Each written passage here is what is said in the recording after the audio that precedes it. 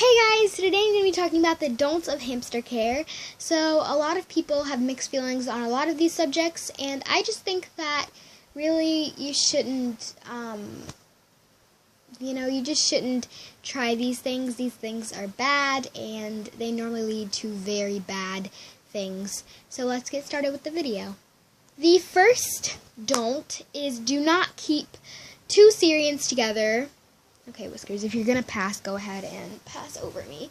So anyway, do not keep two Syrians in the same cage because this can lead to very bad stress, and it can also lead to wet tail, and it can also lead to other things. So I'd recommend you do not do that because that can be horrible. The next thing is do not put two of different species of dwarfs together.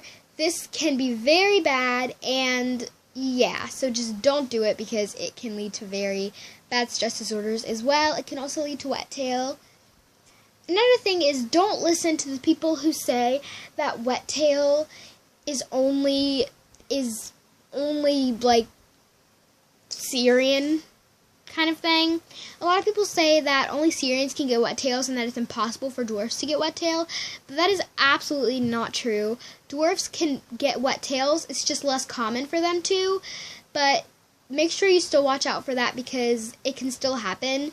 It's not like something that has never happened before that's very uncommon. It happens, and if it does, just try and treat it as best as possible, but it still happens, and it's not just Syrians. So yeah. The next don't is don't try to breed your hamster. This is a very big subject. A lot of people talk about it. A lot of people think that they can breed hamsters, and it's not that much of an important thing. It doesn't work. It's so hard. It's not that hard, Do not breed hamsters. This is so wrong. Okay, guys, this is not right. Okay, I feel like I'm getting really dramatic about this, but it's really just something that you should not do.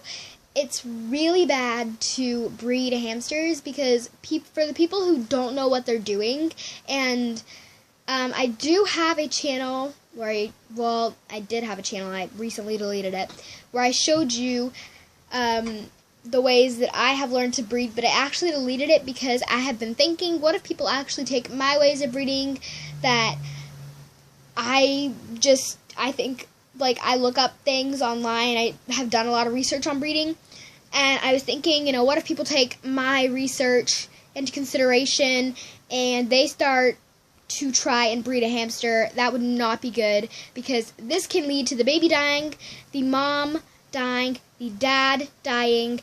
It can lead to disasters, and Whiskers is behind me again. And it is not good at all, so I'd recommend you do not try it because it can lead to very bad things. Hi, baby. Hi, sweetie. So, yeah. The next don't is that if you're going to have if you're going to have a pair of dwarfs, it has to be, like I said, the same species. But if you're going to have a pair of dwarfs, then you need to have two of everything for them. You need to have two hides, two tunnels, two water bottles, different toys for each of them, two, I don't know if I already said water bottle, two food dishes. You're going to need all kinds of different things. You're going to need basically two of everything in the cage because if you don't have at least two of everything, your hamsters will start guarding off the one thing that's in the cage, like one water bottle and one food dish, and they will try and stop the other hamster from eating and drinking if they get mad at each other. This can lead to stress. This can lead to dying because of starvation. This can lead to other things as well, and I just would recommend putting two of each things in there, and make sure you don't put them close together, because if you do, the hamster might guard off that one too. That would not be good. Your cat wants some. Another thing is do not put your hamsters near cats. I mean, sometimes, I didn't do it.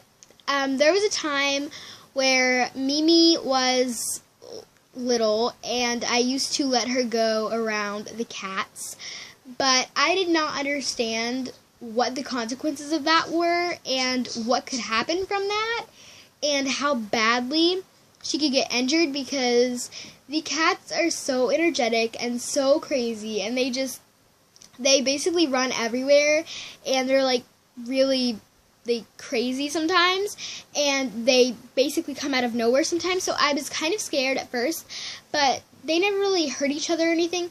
I just wouldn't do it because it's especially creepy and scary if, you know, you're going to be doing that, because it's something that can really lead to your hamster getting hurt, because it can really hurt your hamster even though that doesn't exactly seem like it can.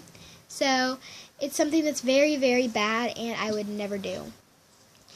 The next don't, and the last, and the definitely not least, is do not let your hamster go anywhere without supervision. Now, I do let my hamster go run around his ball around my room, but it's something that can lead to very, very, very, very bad consequences, such as your hamster getting loose if you don't tighten the ball enough. So I would recommend you don't do it because it can hurt your hamster, and yeah, so that would not be good. And like I said, at the moment I don't have a hamster, but when I get one I will definitely make sure to close up the ball. So yeah, I hope you guys enjoyed this video. If you did, leave a like, comment, and subscribe, and I'll see you guys in my next one. Bye!